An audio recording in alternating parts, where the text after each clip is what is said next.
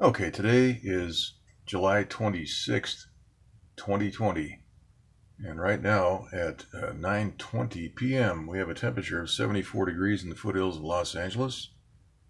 The relative humidity is 54%, the dew point is 56 degrees, and the barometric pressure is 29.89 inches.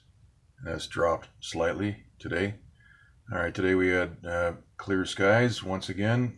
We've had quite a long run of clear skies, except for 1 or 2 days, couple of days last week where we had some very heavy spraying. But the main news is the fact that we've got another disturbance out here in the middle of the Atlantic heading towards South America with a 80% chance of hurricane formation in 2 days. Over here we have the remnants of tropical depression Hanna. This is actually still a tropical depression with 30 mile per hour winds, a central pressure of 1,003 millibar, and it's moving west-southwest at 7 miles per hour. Now this hurricane did make landfall in Texas, and it caused some flash flooding, according to some of the short news reports that we saw here. And it is dumping rain. We can go ahead and take a look at the Doppler map here over northern Mexico. We can see most of that rain is in the northeastern Mexican area there. We see near Monterey, and there's not much rain showing up right now in Texas. So there it is. This was a Category 1, I believe, when it made landfall with 90 mile per hour winds. So most of that rain, heavy rain, is falling in the Monterey area of northern Mexico. Okay, let's go take a look quickly at out in the Pacific with Hawaii. And over here we have Hurricane Douglas, which is moving just north of Oahu right here.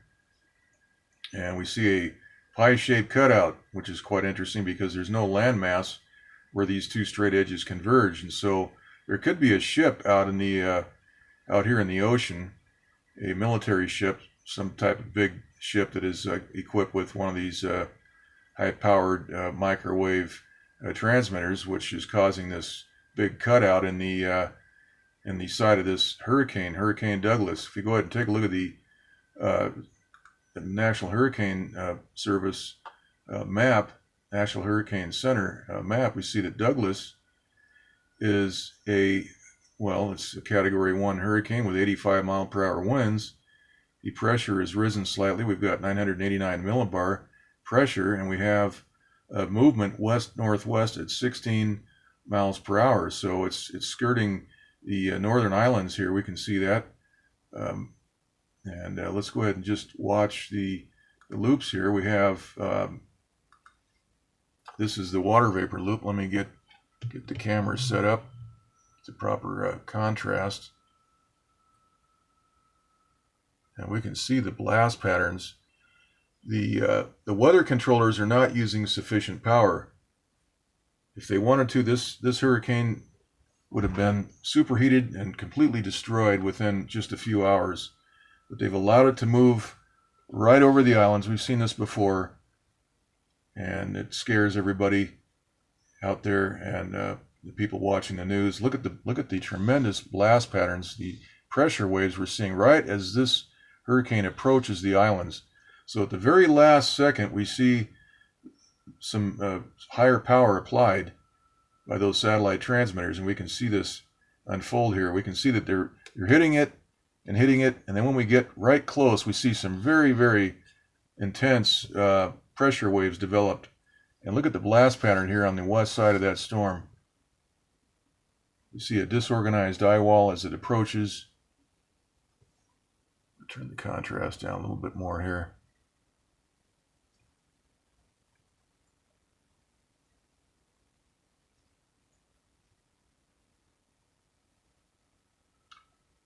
And we see the system try to rebuild itself there at the last second.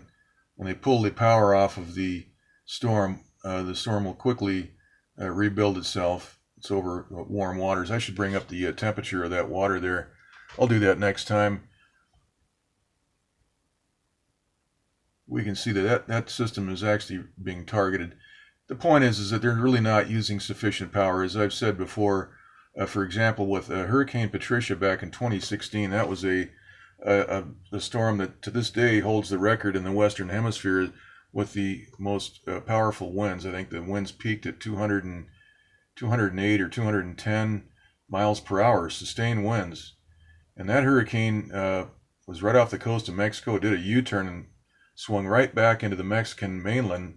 At just at the very last moment, the weather controllers completely blew that storm apart. We covered that here on this channel. You can find that in the 2016 videos. And so yeah, we covered that, and the capability is there. I joked, it was a sort of a joke. I called that a Category 7 hurricane. If there actually was stages above, categories above a Category 5 hurricane, which there isn't right now, but if there was, that would qualify probably for a Category 7. They increment up in about 25 mile per hour increments from 1 to 2 and 3 and 4 and 5, roughly speaking.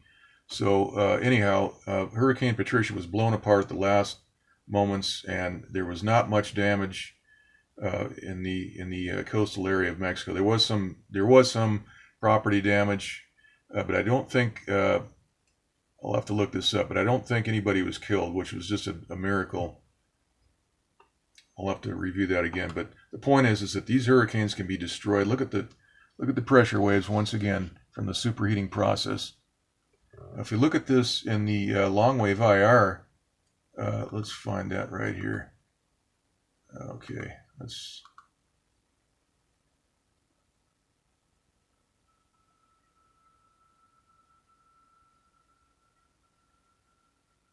All right, this is the long wave IR map, and we can see the disorganization as this storm is hit right about here. Right there, you see the color change, the depth of the water vapor changes, the eye wall disappears, and of course we see the blast patterns, the pressure waves.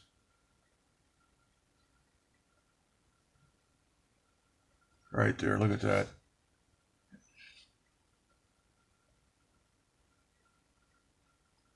Okay, so if you look at the Doppler map once again, we see there's not a whole lot of rain affecting Honolulu. Looks like light rain, actually.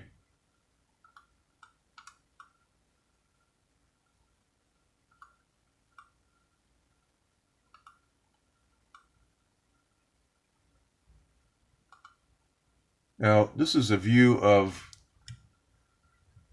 the Texas area. This was Hanna, what's left of Hanna, Tropical Depression Hanna.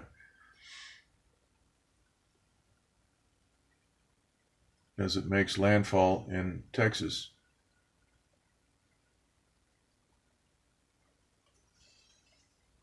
You see this is the Texas border here, and the Mexican border right down here.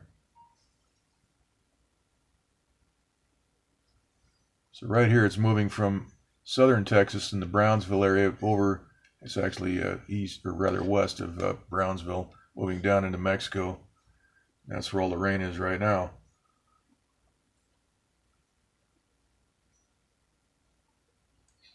And once again, the weather controllers used insufficient power and allowed this hurricane to move in. We don't see any WSR-88D activity to chop up and prevent the flash flooding that is occurring in Mexico and also up in the Texas area.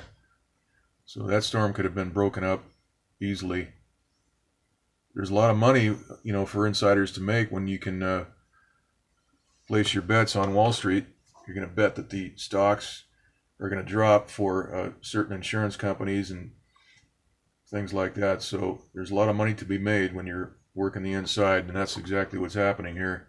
Otherwise, we'd see the WSR-88Ds working full time to stop these dangerous storms, to save lives and all that. Once again, we'll take a look at Hawaii.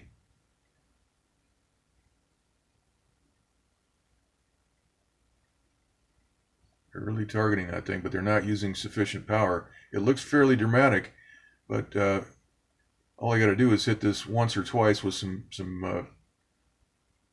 very strong power, and it will disorganize that system so well that it will not reform. All right. And for the viewers out there that are watching this channel, just a note about the subscribership for the channel. It's been sitting at about 9,600 subscribers, give or take a few hundred, since a year ago this last April, just to give you an idea of what Google and YouTube are doing with this channel. They're not allowing very many views to show up on the channel. We're getting just a few hundred. We're not even breaking 1,000 views. Usually when we would cover hurricanes, we get 1,000 views in just a few hours, a couple of hours, 3 hours, we get 1,000 views and a lot more later on. But, the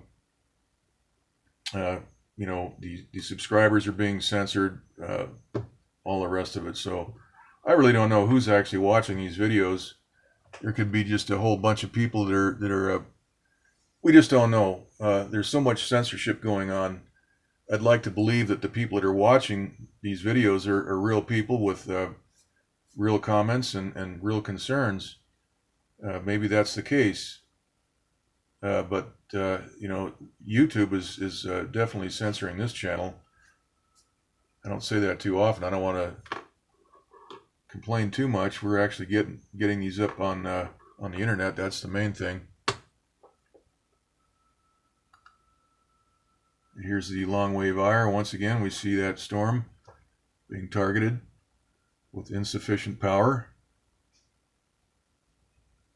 Good news is it looks like there's not too much rain falling in the Oahu and the Kauai area. So we'll show that Doppler map here. We can see what's happening. There's that cutout.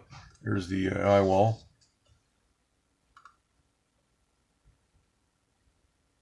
Okay, so that's the report for tonight, and we'll do a follow-up here very soon. Okay, that's it.